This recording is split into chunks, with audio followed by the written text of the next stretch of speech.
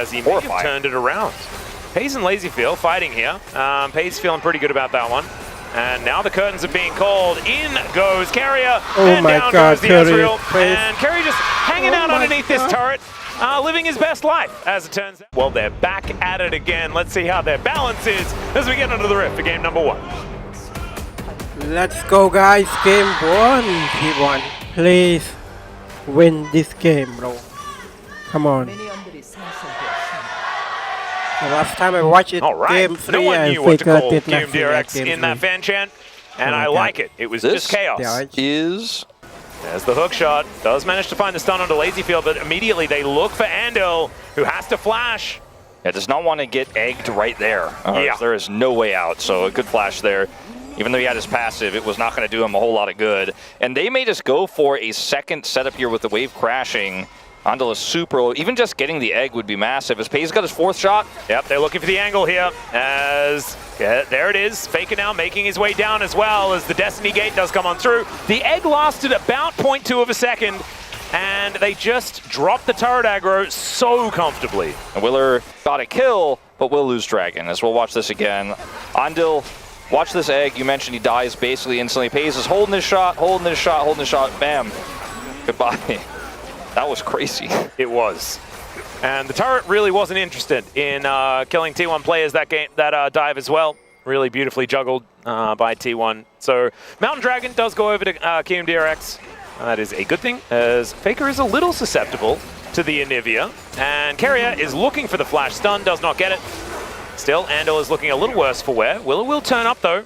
And in the meantime, Owner is taking the enemy red buff. Rune Prison does come down. Carrier is very, very dead. Just doesn't have a lot of ways out. Owner could try to look for a Crescent Guard angle. Support in the mid lane, but this is actually just Faker greeting a little bit for this plate, gets walled. Great sidestep from Faker on the Q. And then Carrier actually utilizes the wall here in such a great way to close the gap, but he just doesn't have the damage yet. And Willer shows up, and Faker is like, all I got's one card for you, Carrier. There's too much CC. There's nothing else Faker can do. Yeah, Willer in the right place at the right time. And that stun missing on Andil was problematic there for T1, but I think is kind of how it goes. Owner is going to be able to take down this blue buff though, and continuing to steal everything away as that stun's going to land. And Andil, yeah, he's really dead. No egg, no chance. Destiny comes on through, and the gate going to come down onto Yukal. The rest of T1 not quite there for the follow-up though, as we can see. Lazyfield looking to try and get a few cheeky Mystic shots off, but Realm Warp in. Even though they have 4 members here, it's not like they're, losing plates in mid, because everyone on KRX has to show up to try to save this play. And Andil just doesn't have egg. There's too much damage here, and they're like, we gotta stay, otherwise maybe they also kill Lazyfield. So you see the Realm Warp come through from Yukal as he's trying to defend, but they lose nothing, T1, in this exchange and get the free bird. And they got Lazyfield's cleanse, and you're like, okay, T1 we're cooking with this draft way early. The synergy is real, as we're gonna see a Yukal Realm Warp. Well, that is just going to be enough. They do just jump on top of the Camille, and she is just dead. The rest of T1 not able to do too much. Crescent Guard here from Owner, who is fighting against Willer and actually taking matters into his own hands.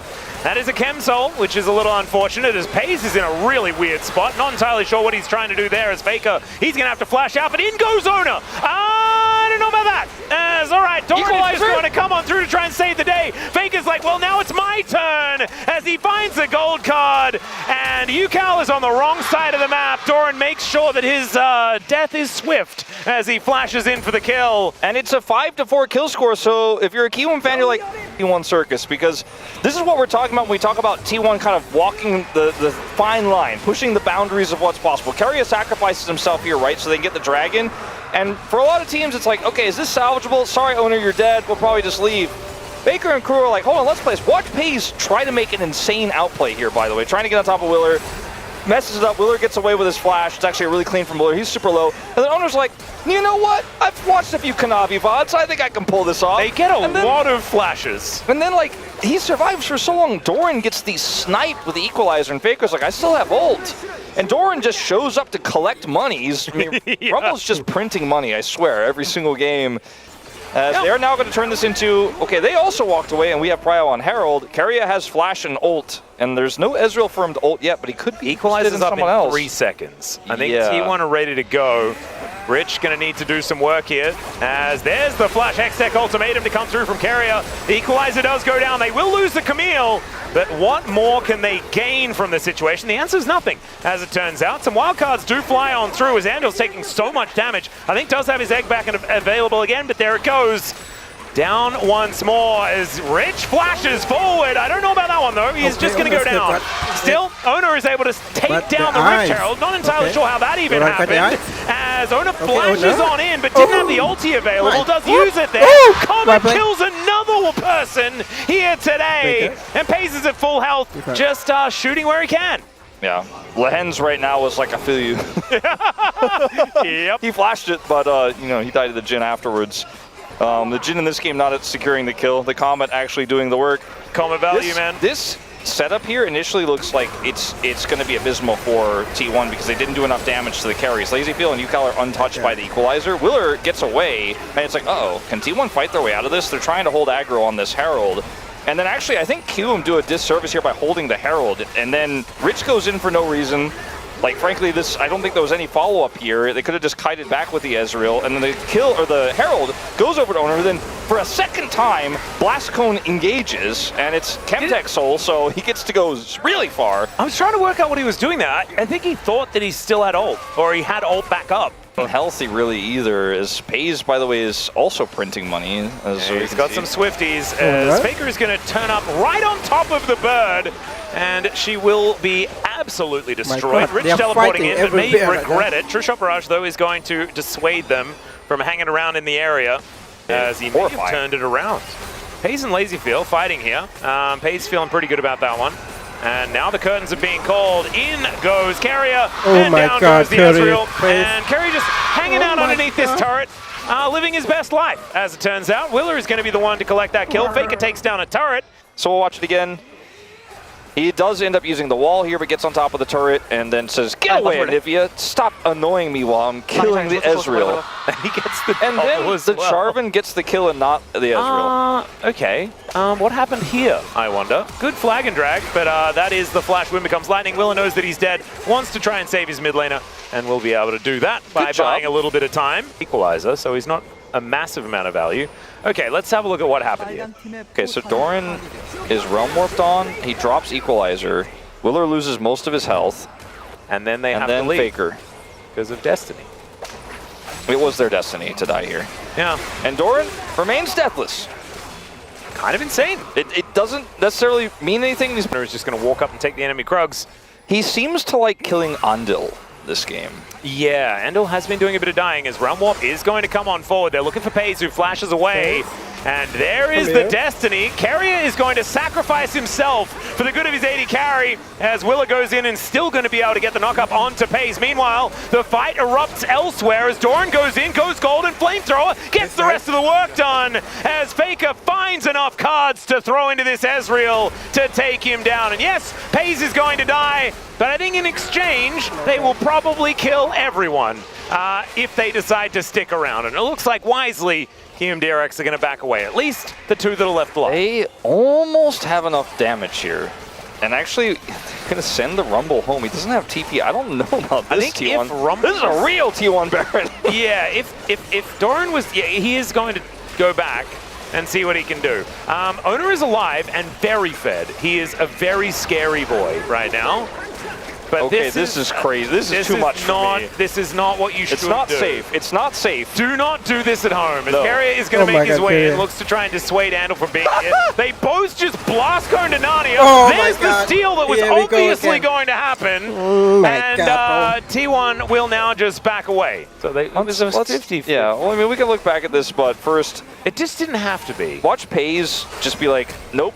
Nope, nope, nope, nope. And Faker's like, okay, all right, I'll go handle this. Carrier's like, oh, I'm gonna hold him in position. Yep. And then Doran drops the equalizer, which is somewhat problematic for the rest of this fight, but Faker is so big. Watch how much damage Faker does to LazyFeel. He's like, yeah, okay, I'm the real AD carry with AP items. Oh, and like insta-locks a gold card as well? Damn. He must have those cards kicking in the back of his brain. He's stacked the deck. Rich is just dead here. But then... They're like, Xin Zhao and TF can do the Baron, and Doran's like, I'm really low, but I guess I'll help you guys. He just steals it. 용일부터 시초요. For those who remember the old Live Sandbox Willer, Elise days, he's pretty good at stealing Barons. Okay, we are into some action here as Doran has gone golden once again, but I believe he's going to take a visit to the Death Chamber. That will indeed happen. Curtain Call does come in as you can just follow the the smallest bit of the cone and you can hit Pays with it. If I hadn't just watched that D+ series, I'd be like, nah, there's nothing to worry about here for T1. They still got a 7,000 gold lead, but it is, I don't know exactly what happened there, but it's not looking good at this fight. Oh, that's a really nice wall. Somehow Carrier manages to walk around it, but maybe he didn't want to as he hook shots away. That's not top lane, Camille. I think they should just let this dragon go. It's just By the one way, Chemtech. Owner is definitely going to be blast coning in there. Win doesn't become lightning actually, and they are just going to secure it. Rightly so, Wolf. Let's Rightly see what happened to Doran. I think he just gets isolated here. Realm Warp comes in. He's on the wrong side of this. Willer engages first. There's no peel.